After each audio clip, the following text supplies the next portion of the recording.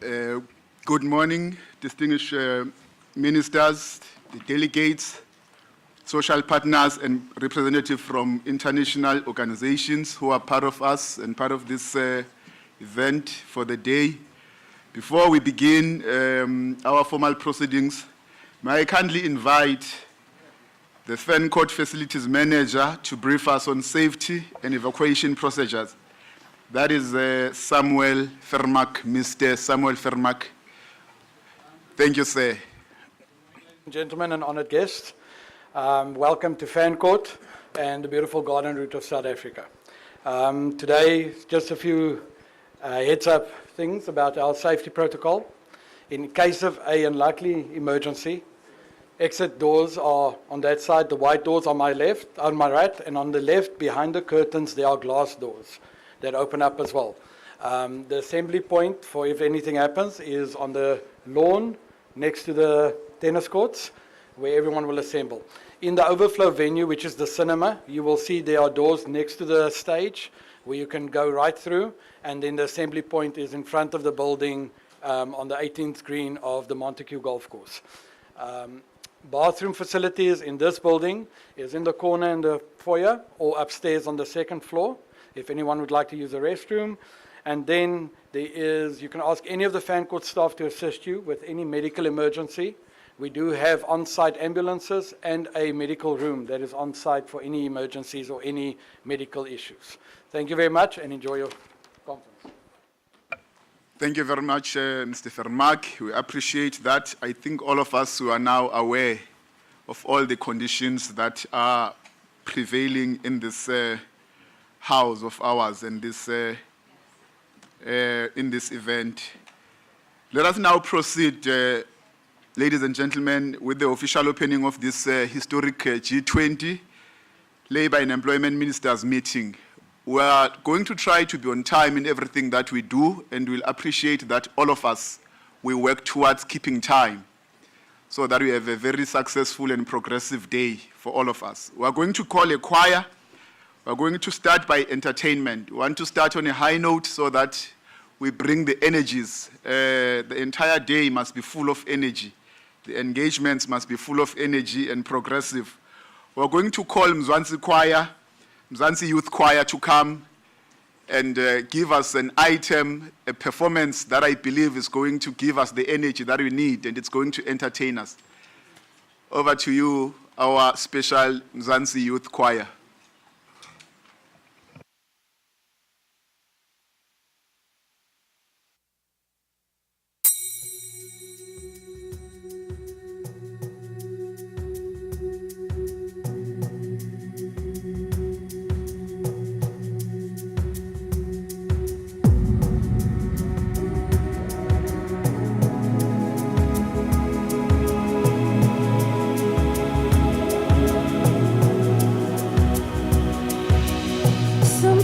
Alone in the evening, I look outside my window at the shadows in the night. I hear the sound of distant crying, the darkness multiplying, and weary hearts tonight. All I feel is my heartbeat beating like a drum, beating with confusion. All I hear are the voices telling me to go, but I can never run, 'cause in my African dream there's a new tomorrow.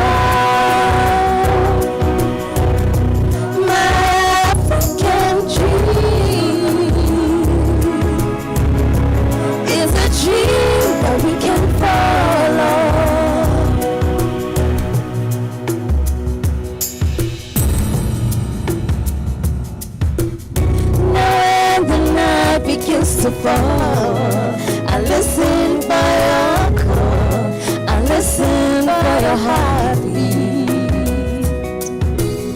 I am my dream dream is just a dream, another false illusion, shadow in the night. All I want is for our hearts to be beating just as one, to silence the confusion. And the pain and the illusion will disappear again, and we will never run, 'cause it's the African dream. There's a new tomorrow. My African dream is a dream that we can follow. Our destiny.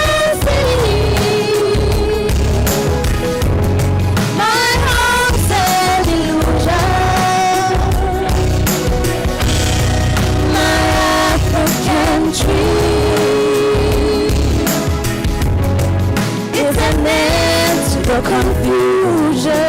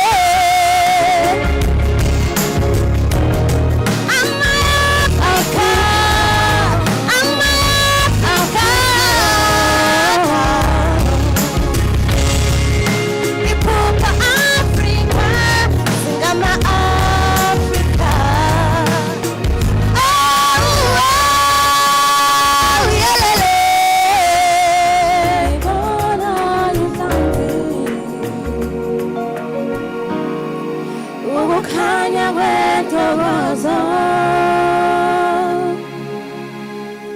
iphupho Africa, ukuphela kwenkinga zonke.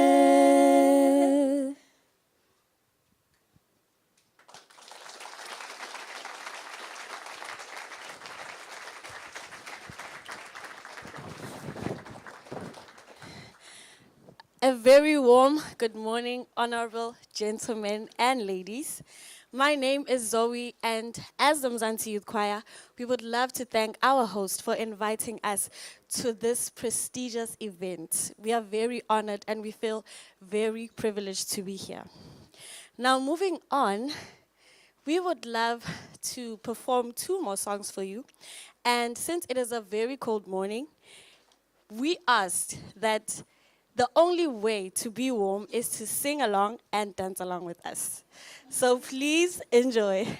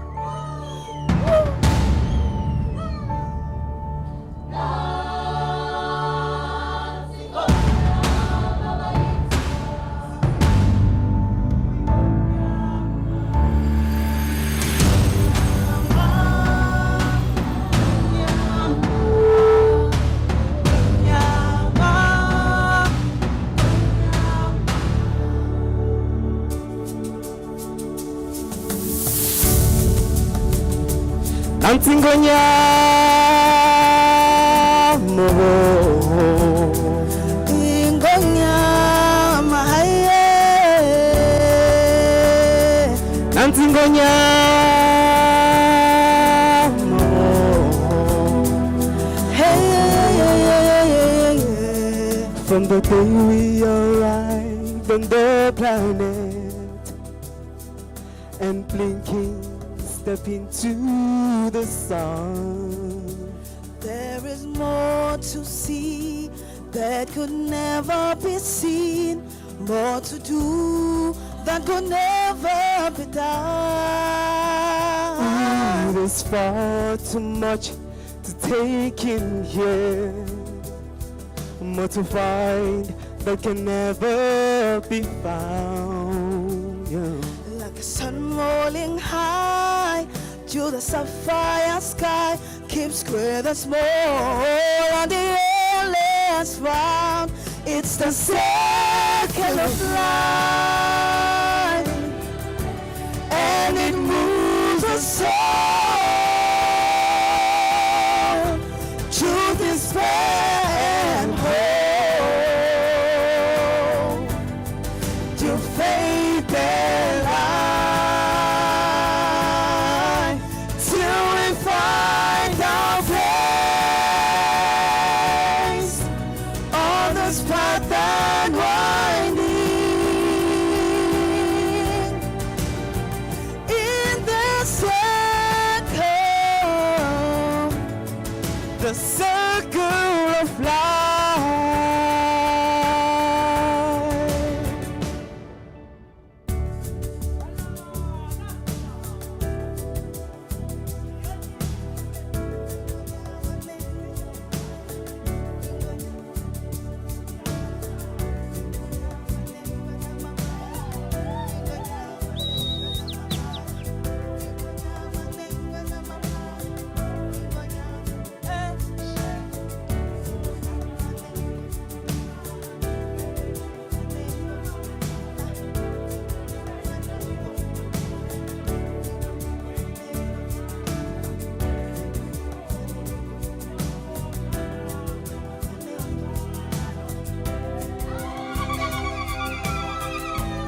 It's the circle of life, and it moves us all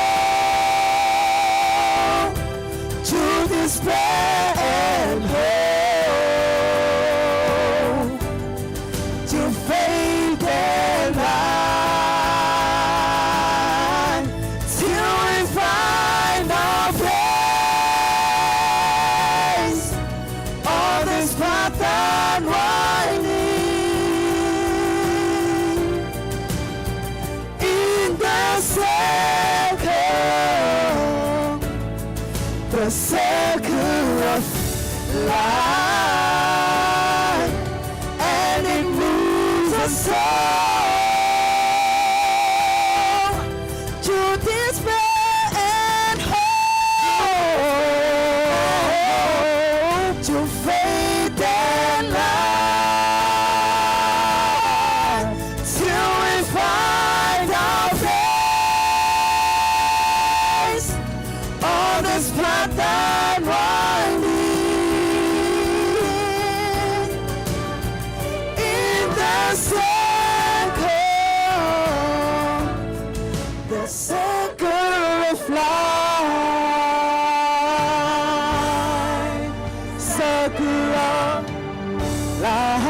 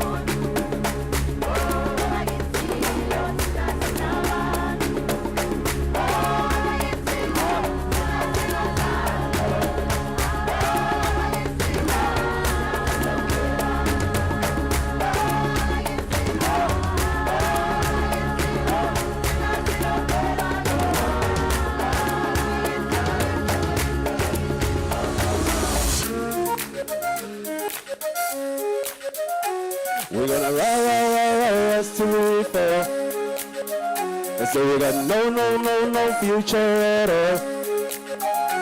They wanna keep us out and hold us down anymore. We're gonna rise till we fall. When we hit the bottom, nothing gonna stop us. Climb to the top with you. We could be the greatest ones who never made it. Yeah, I could be talking to you. They're tryna hate, but we won't change anything at all. We're gonna rise till we fall.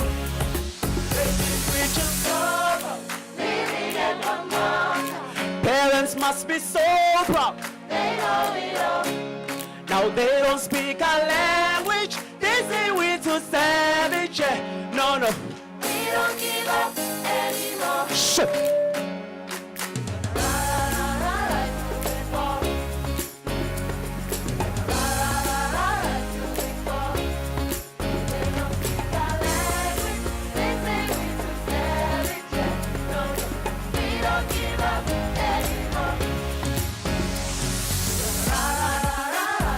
We're gonna rise till we fall. We're gonna rise.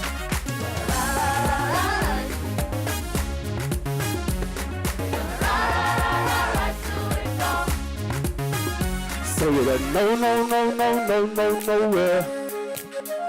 But what I don't know is we don't care. They wanna keep it on till we can't stop no more. We're gonna rise till we fall. When we hit the bottom, nothing gonna stop us. Climb to the top with you. We could be the greatest ones who never made it. Yeah, I could be talking to you. They try my head, but we won't change anything at all. We're gonna rise till we fall.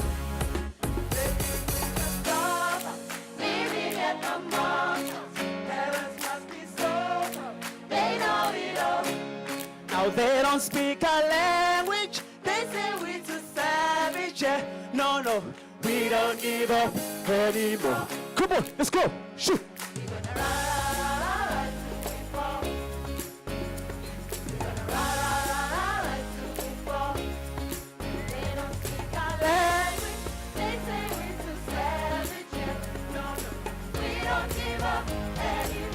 Oh, we're gonna rise. We're gonna rise till we fall. We're gonna rise.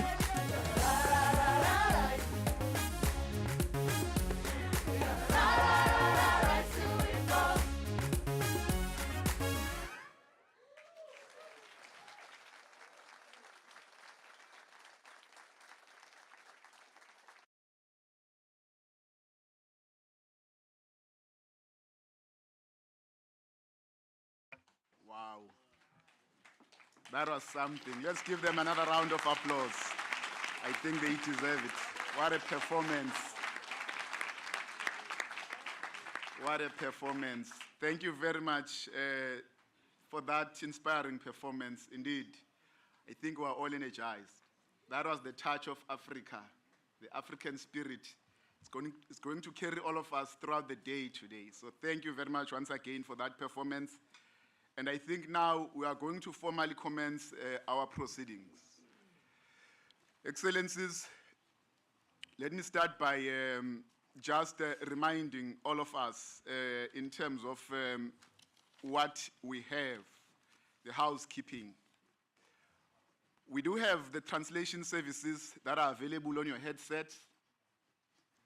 Number one on those channels is English, followed by number 2, which is Chinese, followed by number 3, which is Portuguese, followed number 4, which is Japanese, and at number 5, it's Germany.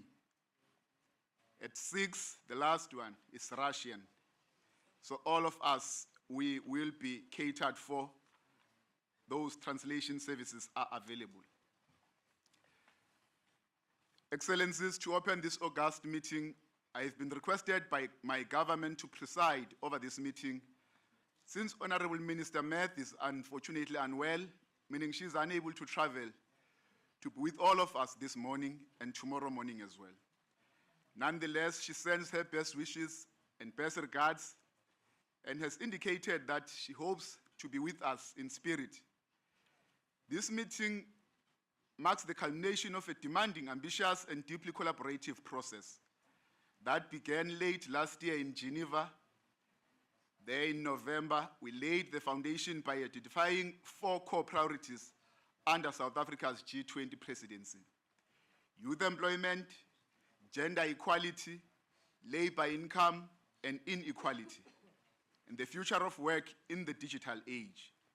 Impressively, the Employment Working Group, under the stewardship of Acting Deputy Director General Jackie Molisane, met with dedication and professionalism to address our pressing labor market challenges, starting in February in Gqeberha, followed by a session in Umhlanga, Geneva, and culminating in this 4th meeting here in George. The EWG engaged deeply on these 4 priority areas. At every step, this journey has been enriched by our technical experts and their insights, their willingness to compromise, and a shared belief in the values that underpin our theme, which is solidarity, equality, and sustainability, living and working in an unequal world. Today, Your Excellencies, as we prepare to hand over our work to the ministers, I wish to commend the tireless effort of Acting Director General Jacqueline Molisane for her steady leadership throughout this process. The draft declaration that ministers will consider tomorrow is a testament to your combined diligence. The draft G20 Labor and Employment Ministerial Declaration is grounded in a vision of economic inclusion, wage justice, and labor protection. It affirms that addressing inequality is not merely a social imperative, but an economic necessity. Accordingly, it sets out commitments to promote full, productive, and freely chosen employment, enhance the labor share of GDP through inclusive wage employment, through inclusive wage setting mechanisms, and ensure that transitions, whether green, digital, or demographic, are fair, rights-based, and leave no one behind. Secondly, the declaration consolidates 3 time-bound and measurable targets. As you may all be aware, the renewal and extension of the Antalya goals in the Nelson Mandela Bay Youth Employment Target seeks to set targets to reduce the share of youth not in employment, education, or training, which is NEET, by 5% by 2030. This target directly addresses the persistent challenges that youth face globally, practically in the context of rapid economic and technological change. Similarly, the EWG has advanced gender equality goals with a recommendation for the new Brisbane eThekwini target that aims to reduce the gender labor force participation gap by 25% by 2030. We are also progressing towards an ambitious target to reduce the gender wage gap initially by 15% by 2035, with discussions ongoing about a potential increase to 35% by 2035. Reflecting our commitment to real policy action. Finally, the draft declaration calls for the strengthening and expanding social protection systems, including through digital delivery portability and universal coverage. It supports efforts to formalize informal employment, extend protections to digital platform workers, and promote healthy and safe workplaces. Crucially, it reinforces the role of multilateral institutions, including the ILO, in supporting member states with capacity building, peer learning, and implementation monitoring.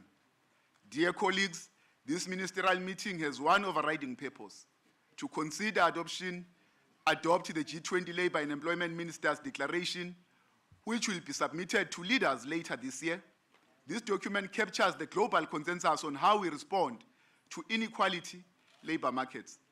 It is not merely a declaration, but a statement of accountability and intent.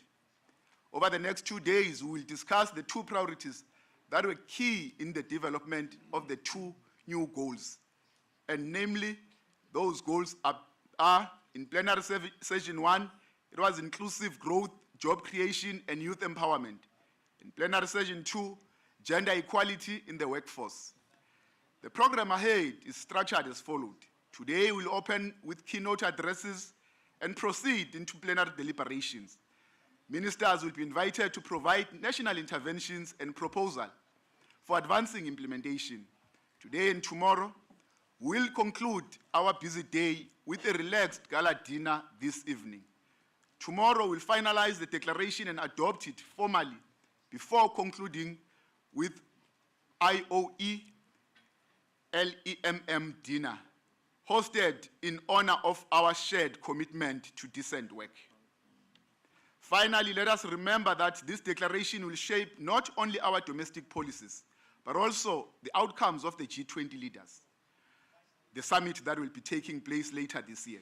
It is our collective duty to ensure it speaks boldly and clearly for the most vulnerable, the 207 million young people who are out of education, employment and training. Millions of women are held back by wage discrimination and occupational segregation. The workers whose share of national income continues to decline. Those are the issues that we believe this G20 will be able to cover under the leadership that will be taking, the meeting that will be taking place later this year. Honorable Excellencies, I thank you. As we proceed, it is my great honor, Your Excellencies, to invite the Deputy Minister of Employment and Labor, Honorable Ms. Judith Nematzinga Shabalala, to deliver her welcoming remarks and formally open our proceeding. Honorable Minister, over to you, ma'am. Thank you. It's off. Must I use this one? Because this is not on. Is it on? I don't know. Somebody's not here with me. Right. Thank you so much, Honorable Deputy Minister of Employment and Labor, Mr. Sibia, for your wonderful words and, of course, for chairing this meeting and welcoming us and, of course, opening the session. Honorable Ministers and Deputy Ministers in the House, His Excellencies that are here, heads of delegations of labor and employment, the G20 member states, invited countries, international organization, and of course labor experts and labor officials and labor leadership present, representatives of L20 and B20, ladies and gentlemen, good morning and welcome to the Republic of South Africa. It is with immense pride and profound sense of duty that I welcome you to George for this August G20 Labor and Employment Ministers meeting. We gather here today as custodians of a shared responsibility to confront the injustice that persists in the world of work and to forge pathways towards inclusion, dignity, and shared prosperity. This meeting marks the culmination of an extraordinary journey, one that began in earnest during the early consultations in Geneva, continued through the G20 working group sessions held in Gqeberha and eThekwini, returned to Geneva, and now finds its conclusion here in George. At each juncture, we are reminded that while our contexts may differ, our aspirations for fair, inclusive, and sustainable labor markets unite us. South Africa is a country of many possibilities. We're a resilient nation, one forged out of the bitter history of racial discrimination and exclusion. This year marks the 70 years of what we call anniversary of a very profound document called the Freedom Charter. And part on what it emphasizes in the Freedom Charter speaks to the democratic ideals and aspiration. The Freedom Charter said there shall be work and security for all. Now, when open in Parliament this year in February, His Excellency, Mr. President Cyril Matamela Ramaphosa, our president of this country, said that the key pillars of our foreign and policy remain the promotion of human rights, peace and friendship, and strengthening of fair trade and investment ties with other countries. And these are principles that guide our presidency of the G20 under the theme Solidarity, Equality and Sustainability. South Africa's presidency of the G20, as we welcome it with earnest, allow me to express on behalf of the South African government our deepest appreciation to all delegations to actively engage and sustain commitment throughout the journey that we've been involved in. I wish in particular to extend my heartfelt congratulations to our chairperson, the Honorable Minister Nomakosazana Meth of Employment and Labor in South Africa, who's not here with us. She would have loved to be here, for her outstanding leadership for the G20 employment streams. Under South Africa's presidency, she has not only steered the work and the vision and resolve, but she has kept the human face of our labor policy priorities at the center of these deliberations.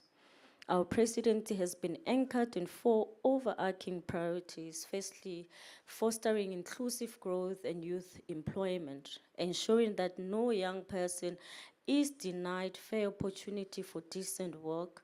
Secondly, promoting gender equality in the workforce by addressing structural barriers and accelerating parity in both participation and pay. And third, reversing the decline in the labor income share to resolve dignity and stability to working lives.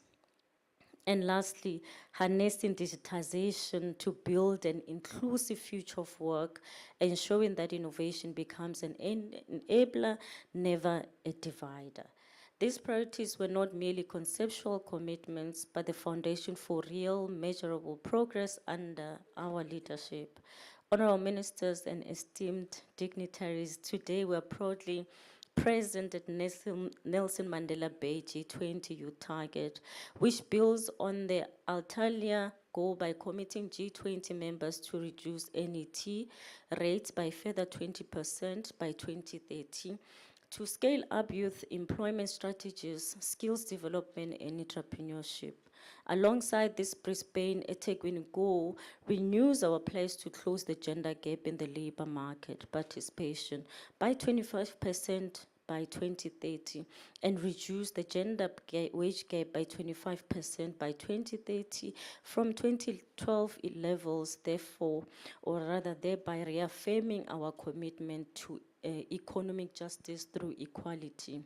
Our G20 roadmap towards the beyond and beyond Brisbane targets: 1, 2, increase the quality and quantity of women's employment, tackling the gender pay gap, promoting a more inclusive distribution of women and men across sectors and occupations, promoting a more balanced distribution of work and unpaid work between women and men, addressing discrimination and gender stereotypes in the labor market. Excuse me. Thank you. Let me also recognize the sterling leadership of the acting Director General, Ms. Jackie Murisani of this department, and of course the chair of the G20 Employment Working Group. She and her team, in close cooperation with our labor experts, have demonstrated excellence in diplomacy, coordination, and substance. Their work has laid the foundation for a ministerial declaration that reflects both ambition and unity, and that's what my deputy minister, who's chairing the session, would have reiterated. As we begin the proceedings, may we remember that our gathering is more than an event, but also an affirmation of multilateralism in action, of cooperation across differences, and of the enduring belief that decent work is not a privilege by the few, but a right for all. Welcome once more. Now I will hand over back to our chairperson, and I hope that you've taken the liberty to see the city and make sure that you assist in the economic activity of our country. You are in a beautiful town called George. Thank you so much, Chair.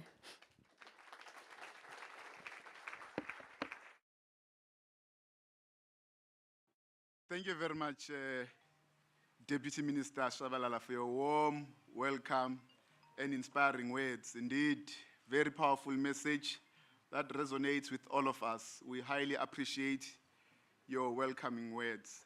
Thank you once again, Deputy Minister. We are now going to proceed with our program.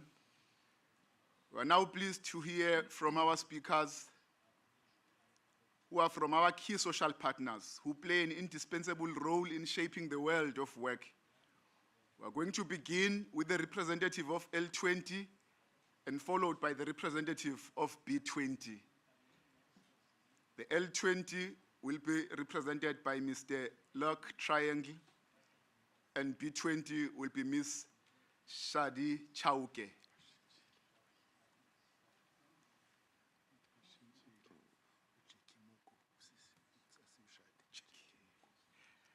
My apologies. What the name I was given here, it's not the proper one. It's Muko. I want to apologize profusely. That was just a gap. On B20 is going to be Miss J. Kimuko. My apologies once again. So these are the representatives that are going to deliver remarks. We may start with the L20. Thank you very much.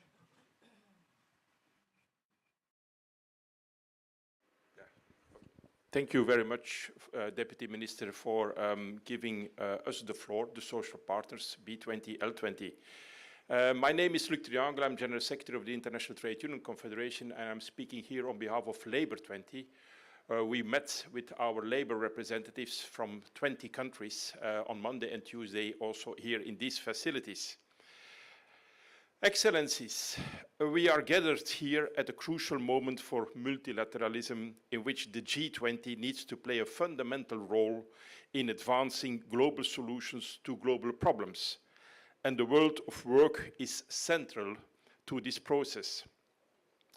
The current state of multilateralism is fueled by divisive policies that have left people behind.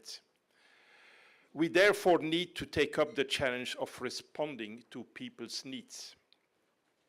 We, governments, workers and employers' representatives, have the responsibility to respond to workers' everyday problems, to drive them out of poverty, of informality, precariousness, and ensure decent work and decent lives for all. The L20 highly welcomes the priorities adopted by this year's G20 presidency, including those of this year's employment track. We believe, indeed, that we need an all-encompassing response to today's challenges in the world of work, and that this response has to be in the form of a new social contract. The world needs a new social contract. This contract needs to bring decent and climate-friendly jobs. This year's priorities have positively advanced towards targets on youth employment and in consolidating progress in women's labor force participation, which are crucial. And we need to further strengthen these initiatives by putting decent job creation at the center of the G20 employment work and adopt a specific target on net quality job creation. And decent jobs, dear Excellencies, can only become a reality if we advance at the same time labor rights in the context of the G20. You, G20 countries, should lead by example through the ratification and effective implementation of the ILO core conventions and putting in place systems that can ensure that labor rights are respected. And this includes the fundamental rights to freedom of association, collective bargaining, and the right to organize, as well as the right to strike, which we vehemently defend, but also make advancements in the ratification of the occupational safety and health conventions. The high prevalent levels of informality, together with the rise of non-standard and precarious work, are compromising workers' well-being. Workers in informal and non-standard forms of employment lack the representation and bargaining power of union membership. making it harder for them to secure fair wages and working conditions.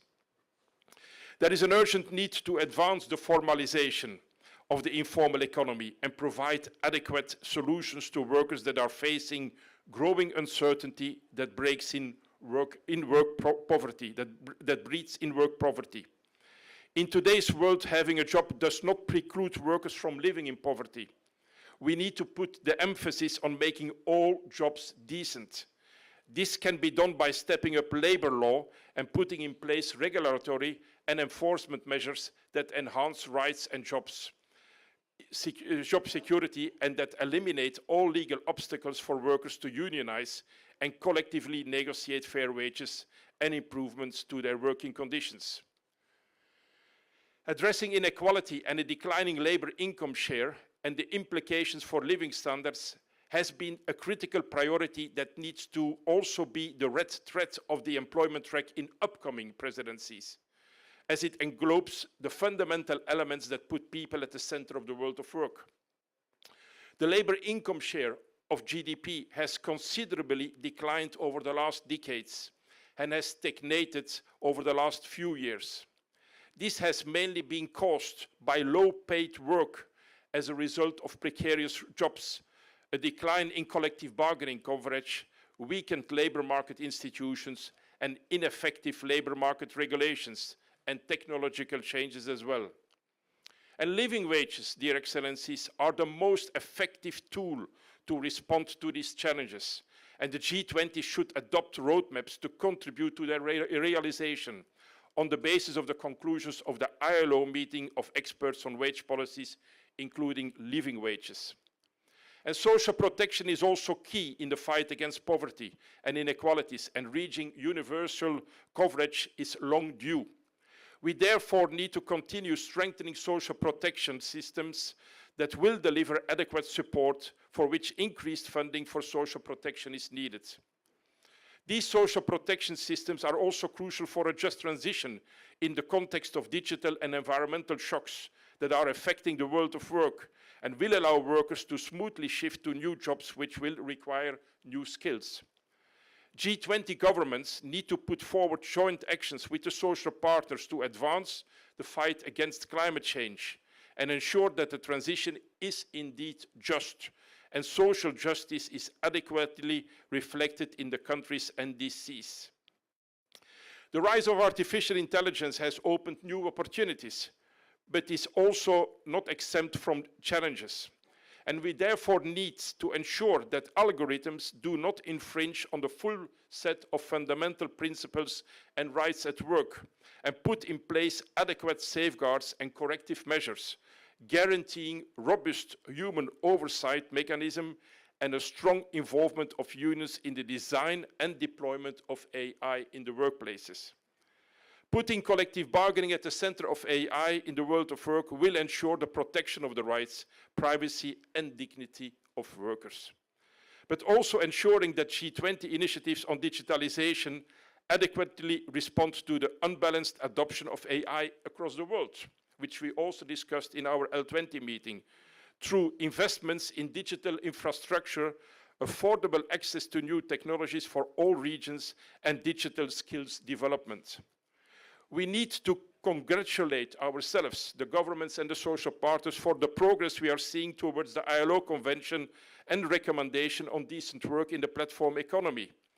And we hope to count on the support of G20 countries to ensure the correct classification of workers and their access to social protection, transparency of automated systems, specific measures on remuneration and overtime, and effective enforcement and accountability measures, because laws without teeth are licenses for abuse. Equality is a fundamental part of our new social contracts, and the G20 has made important progress over the last 2 years in advancing gender equality in the world of work. And we believe that the adoption of the Brisbane Equity Roadmap is important to consolidate progress on women's participation in the labour force. And we welcome the adoption of a target that could help us measure progress in reducing the gender pay gap. And we also welcome the Nelson Mandela Bay Youth Target, but would like to see further progress on ensuring quality jobs for youth. Precariousness is unfortunately a constant in young people's first steps in the world of work. Having a job will not solve the problems if today's youth, unless these jobs are decent and supported through living wages for young people. And I would like to end where I started, reminding ourselves that we, governments, workers and employers' representatives, have a common responsibility of advancing joint solutions to the problems people are facing today. Strong unions are key for ensuring that these policies support the livelihoods for workers. Moreover, strong social dialogue and collective bargaining are essential tools to uphold these policies and guarantee their effectiveness and sustainability. Let us work together towards a more equal and just world of work. Thank you very much.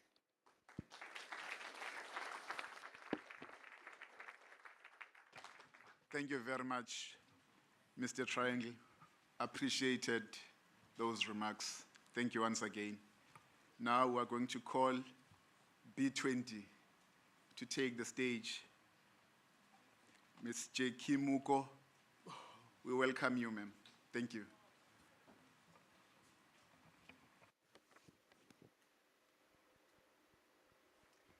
Thank you very much. Can you hear me with these two mics? Okay. Your Excellencies, Honorable Ministers, the ILO Director General, Luke Triangle, ITUC Secretary General, distinguished government representatives, leaders of workers and employers organizations, good morning to you all. It is a pleasure for me to be present with you this morning to represent the International Organization of Employers. My name is Jacqueline Mugo. I am the president of the International Organization of Employers. Let me begin by expressing our sincere appreciation to BUSA for its strong and consistent collaboration throughout this year, and in particular to the government of South Africa for hosting this great event. We would particularly like to thank the BUSA CEO, Mr. Kulekani Mate, and his team for their leadership and engagement across all phases of the G20 process. As the lead B20 network partner on the Employment and Education Task Force, the IOE has had the honor of working closely with BUSA as the B20 Secretariat to elevate business priorities into G20 deliberations. We are also grateful to Mr. Kars Kovadia, B20 Shaper, and his team for ensuring structured, coherent, and impactful business participation, and for keeping employment, enterprise sustainability, and inclusion at the center of the B20's work. The B20's openness to dialogue has ensured that business voices are meaningfully reflected in policy discussions. This year also marks the IOE's 105th anniversary. For over a century, the International Organization of Employers has worked with governments and social partners to advance conditions for sustainable enterprises and employment creation. The companies that we represent are not only generators of jobs and growth, they are also partners in resilience, innovation, and development. They are central to achieving broader global goals, including through investing in skills, digital transformation, and inclusive employment models. We all know that the world of work is undergoing profound transformations. AI, demographic shifts, geopolitical disruptions, climate change, and digitalization are reshaping how enterprises operate, how people access work, and how we prepare for the future. For business to contribute effectively to this transformation, the G20 must maintain its focus on building enabling environments, particularly for MSMEs, to grow, formalize, and innovate. This means simplifying regulatory burdens, increasing access to finance, improving infrastructure, and aligning education and training systems with real labor market needs. One of the enduring challenges remains informality. In many economies, especially developing and emerging ones, informality continues to shape the employment landscape. Transitions to formality are not only a matter of legal compliance, they are about building productive and inclusive economies. Yet, for many entrepreneurs and small businesses, the perceived costs of formalization continue to outweigh the benefits. That must change. The G20 can play a critical role in supporting policy frameworks that make formalization a practical and attractive path forward. This includes fostering regulatory proportion, encouraging innovation in business services, and scaling digital tools that lower the barriers to entry.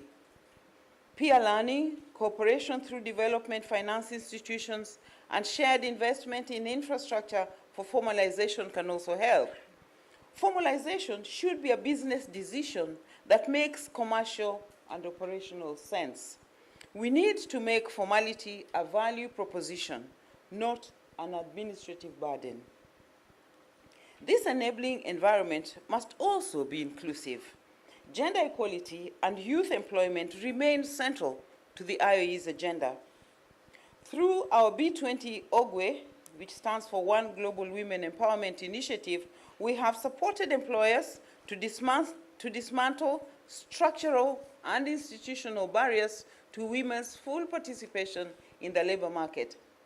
This includes access to finance, flexible work arrangements, and career advancement. But structural reform alone is not enough. We also need cultural change in our workplaces, recognizing leadership in all its forms and challenging outdated norms. Likewise, youth bring a unique set of skills and expectations to the labor market: innovation, digital fluency, and adaptability. Yet, too many young people remain excluded from formal work opportunities. Entrepreneurship offers a pathway, but only if the broader ecosystem supports it. We must ensure that young entrepreneurs, especially in underserved regions, have access to capital, connectivity, and business services. Their success is not only a matter of inclusion, it is a matter of driving transformation. On AI, we see technological progress as an opportunity, not a threat. But to fully realize its benefits, we must invest in foundational and digital skills, close the digital divide, and ensure that people are equipped for work that cannot be replicated by machines. Leadership, judgment, collaboration, and creativity will be essential. We also call for sound and transparent governance frameworks for AI, frameworks that support innovation while respecting enterprise autonomy and ensuring accountability. On climate, we reaffirm our commitment to a transition that works in practice. The shift to green economies cannot come at the expense of business continuity or employment stability. It must be guided by dialogue, evidence, and support. The IOE Employers Alliance on Green Skills is actively supporting companies to integrate employment strategies into their climate planning. G20 members are encouraged to follow this example and embed labor market foresight into their nationally determined contributions. We also call on G20 leaders to scale up efforts to 4 key areas. 1, affordable and accessible finance for startups and small business. 2, mentorship and business development services. 3, incubation hubs in rural and underserved areas. And lastly, digital policy frameworks that promote inclusion, innovation, and skills development. Honorable delegates, these interventions are not only good economics, they are essential investments in resilience and shared prosperity. These proposals are also aligned with the G20's Nelson Mandela Bay Youth Employment Target and the Brisbane eThekwini Roadmap on Gender Equality, both of which are strongly supported by the B20 and the L20. Employers look forward to presenting our B20 and L20 joint statement tomorrow. It is a powerful demonstration of what can be achieved through genuine social dialogue and common interests. Excellencies, in closing, let me express our full support to the G20 South African presidency for its theme of solidarity, equality, and sustainability. These are not just political aspirations. They are strategic imperatives for shaping the world of work. The employment priorities for this year are directly aligned with the IOE's mission and with the private sector's capacity to contribute. As one of the recognized social partners, IOE remains fully committed to working with all of you in designing practical policies that support enterprise growth, quality employment, and economic dynamism. Let us take this moment to move from ambition to implementation. Let us build frameworks that empower people and enterprises to succeed together. The future of work is being shaped today. Let us shape it well. Thank you.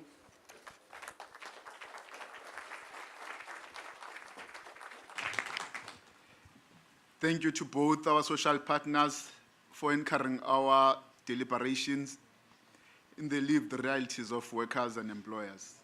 Thank you so much once again. We are going to continue, and now we turn to the G20 Troika. We'll share the broader policy landscape within which our labor and employment commitments are embedded. I would like now to invite the representative of the Federative Republic of Brazil, my neighbor next to me. Thank you, sir. We welcome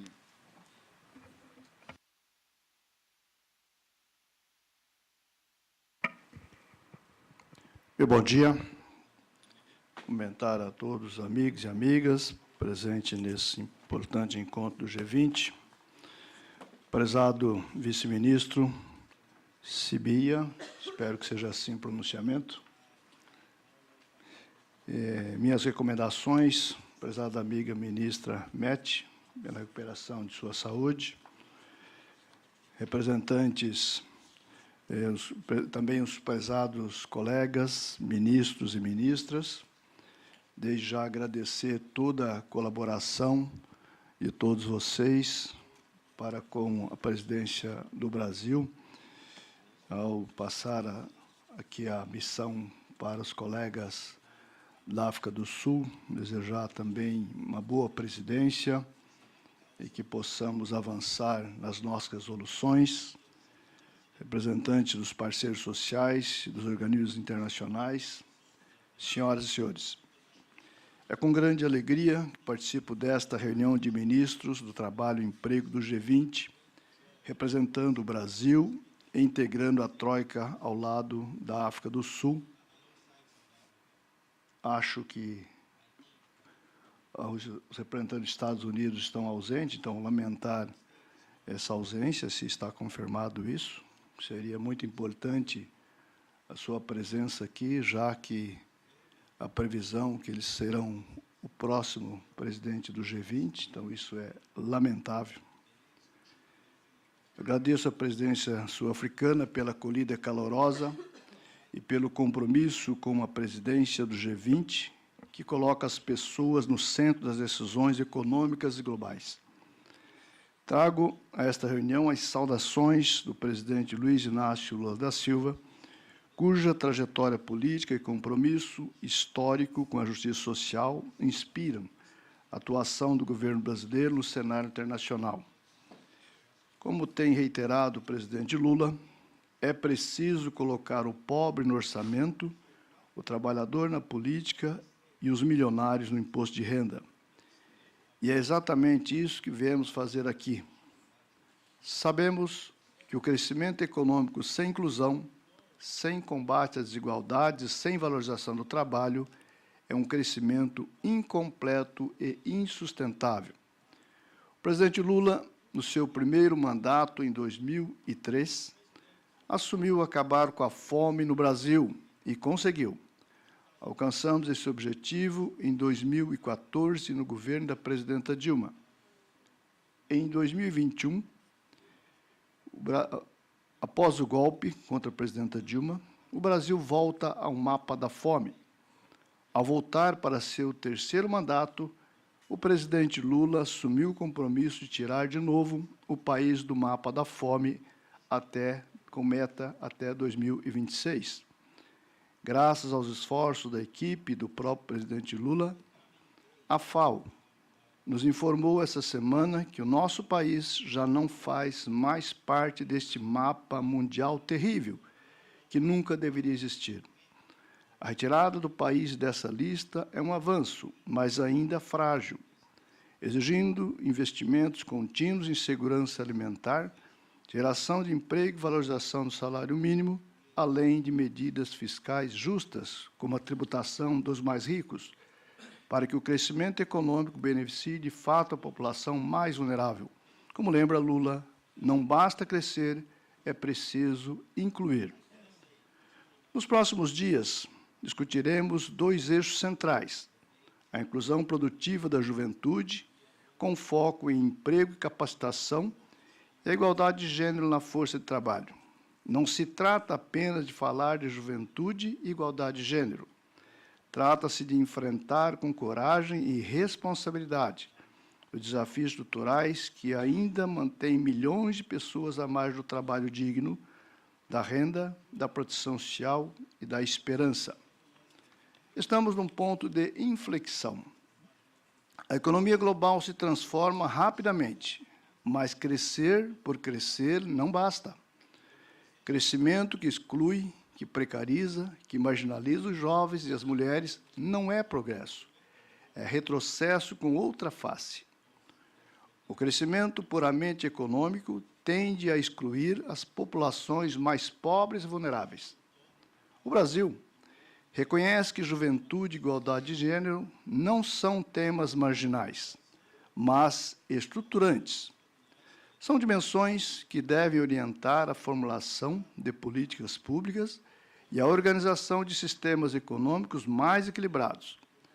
Por isso, implementamos a Lei de Igualdade de Pagamentos e o Pacto pela Inclusão Produtiva da Juventude, iniciativas de que falarei em mais detalhes nas próximas sessões.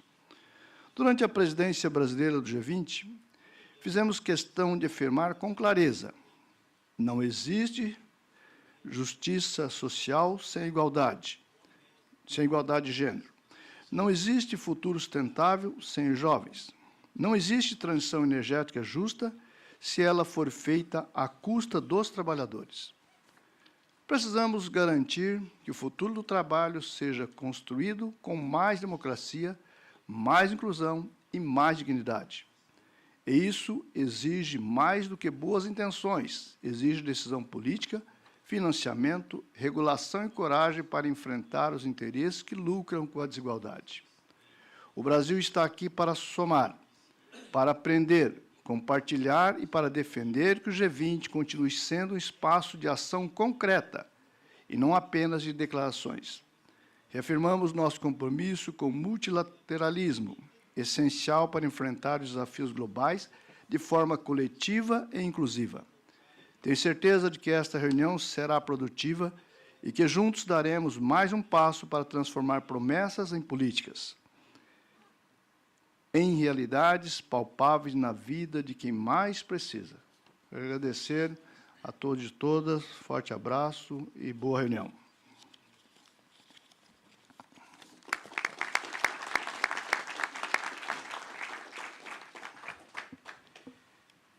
Thank you very much for such important words and such an important message from our Troika partner, and for the guidance and continued support throughout this process. Indeed, it is highly appreciated. Brazil's commitment is invaluable. It's always adding value to all these processes, and that is noted. Thank you once again, Minister. We're now going to move with our program.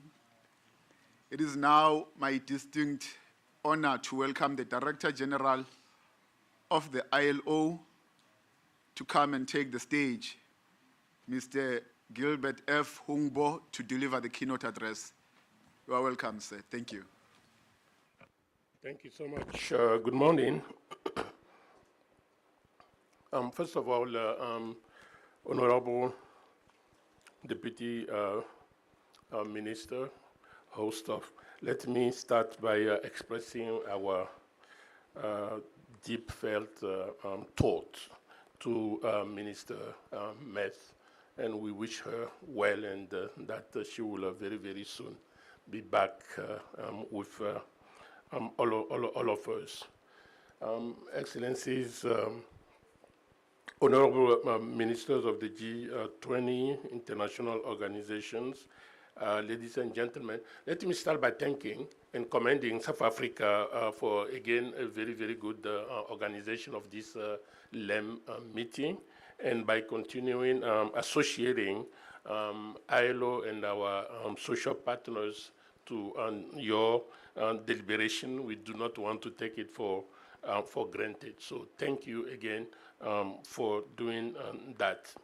From ILO perspective, we do believe that we have reason for cautious optimism as we gather here.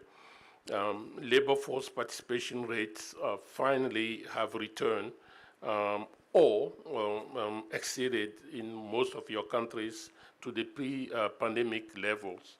As I said, in most G20 countries, and we have seen a sharp increase in women's labor force participation.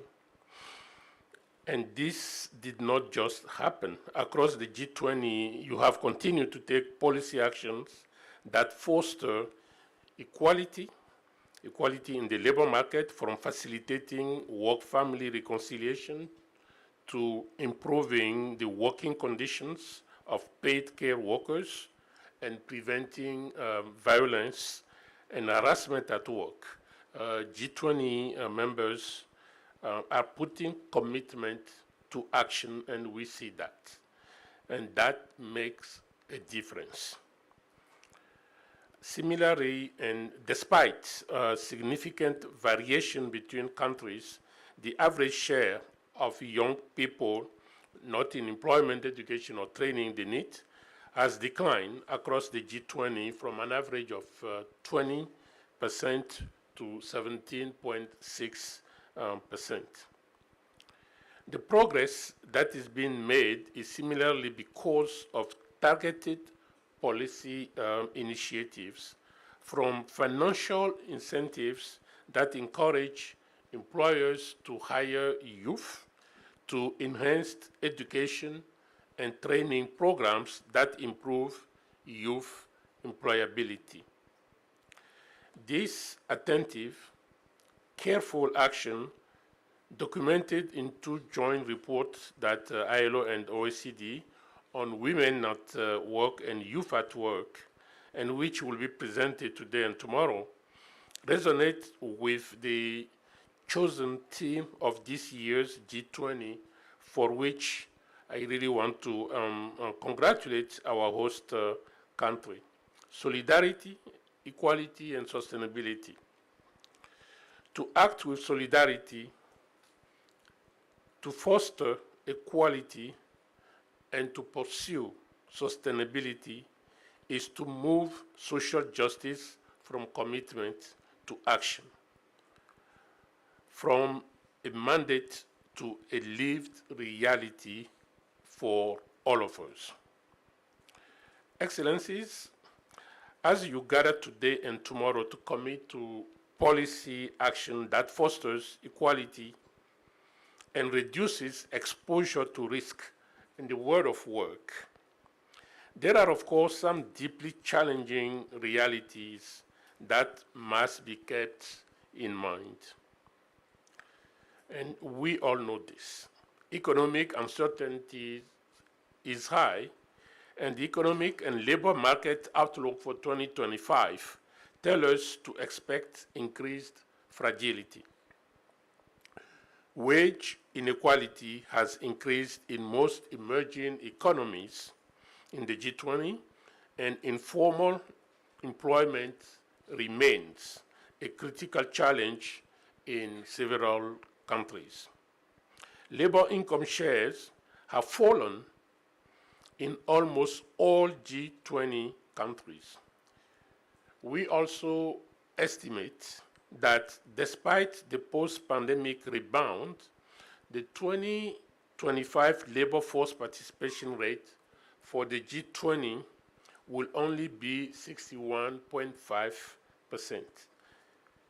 And behind these figures lie some worrying patterns which remind us that barriers to labor market participation continue to undermine social justice, including for women and for youth.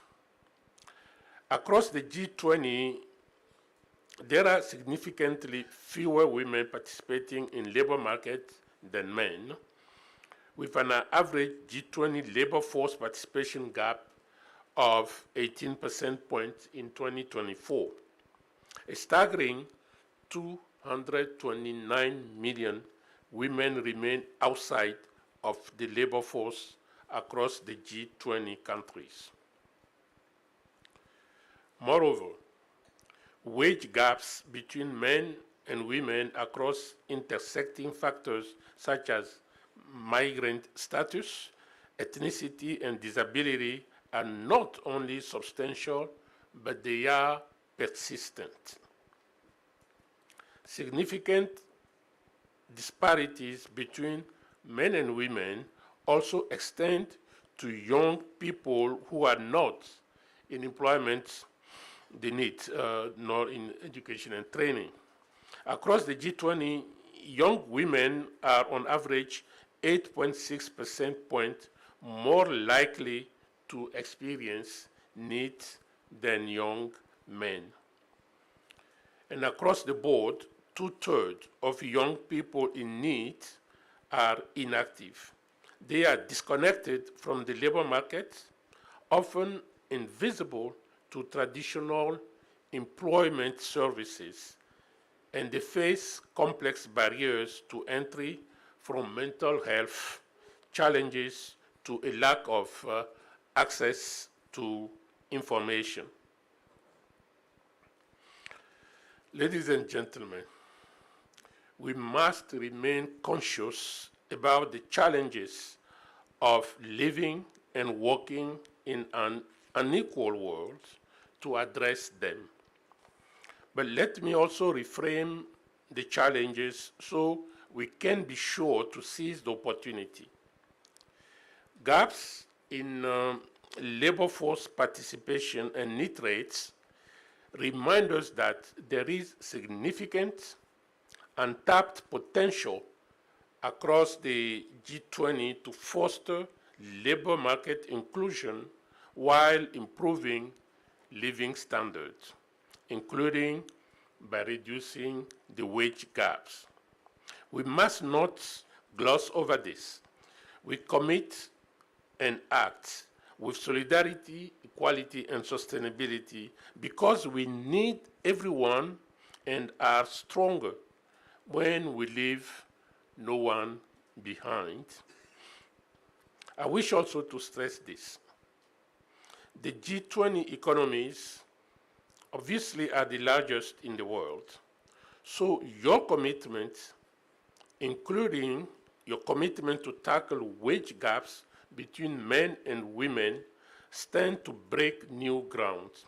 Your commitment to action can chart new paths to social justice through decent work, inspiring further work in other countries whose economies face similar, indeed at the time greater, challenges. Honorable Ministers, I am deeply encouraged by the steadfast work that has been accomplished to renew two critical goals. First, to support the entry into labor markets of young people, and second, to reduce the persistent gap in both labor market participation and the pay between men and women.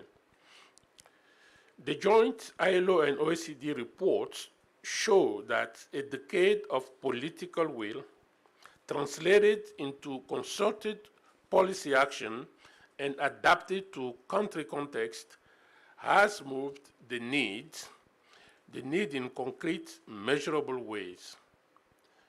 Meaningful progress that moves us toward a better social justice remain possible.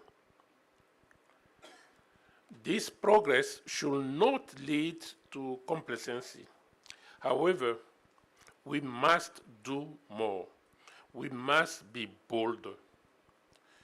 The ILO, therefore, we want to welcome your commitment to the new Nelson Mandela Bay Youth targets, which has been referred to by my predecessors, to reduce the proportion of young people between 15 and 29 in need status by a further 5% by 2030. This target not only enhances the 2015 Antalya goal of 15% by 2025, it is a call for us to deepen our ambition for a holistic and just approach. It supports us to strengthen youth skills for future work and to foster the spirit of entrepreneurship that will drive innovation. The ILO also welcomed the new Brisbane Equine goal. First, because it extends the commitment to reduce the gap in labor force participation between women and men by 25% by 2025 to 2030. And second, it does elevate the ambition by committing to advancing equal pay for work of equal value and progressively reducing the unadjusted wage gap between men and women by 15% by 2035, with an undertaking to review after 5 years to consider increasing the target to 35% by 2035, which is quite very ambitious. Achieving these goals will, of course, require an unwavering commitment to social dialogue. All three parties, from government to employers and workers' organizations, must forge joint solutions that are equitable and that can sustain. Let us recall what we do know in our Constitution, the ILO Declaration, not the Constitution, but the ILO Declaration of Philadelphia. If I may quote, a just share of the fruits of progress to all, and a minimum living wage to all employed and in need of such protection. So, end of quote. So, in closing, I would like to welcome your commitment to improve the wage setting mechanism and the policies to promote collective bargaining and to strengthen social protection systems for improved income security. Please rest assured that I'm sure I'm speaking on behalf of our tripartite constituent that the ILO office, the ILO organization, and the social partners will all stand ready to really be at your disposal and to work with you for those commendable commitments and moving those commitments to action. Thank you so much.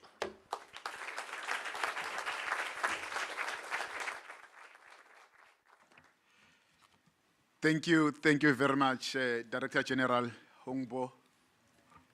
A very powerful message and inspiring words. An unwavering global leadership in pursuit of decent work for all. We highly appreciate it, Director General. We are going to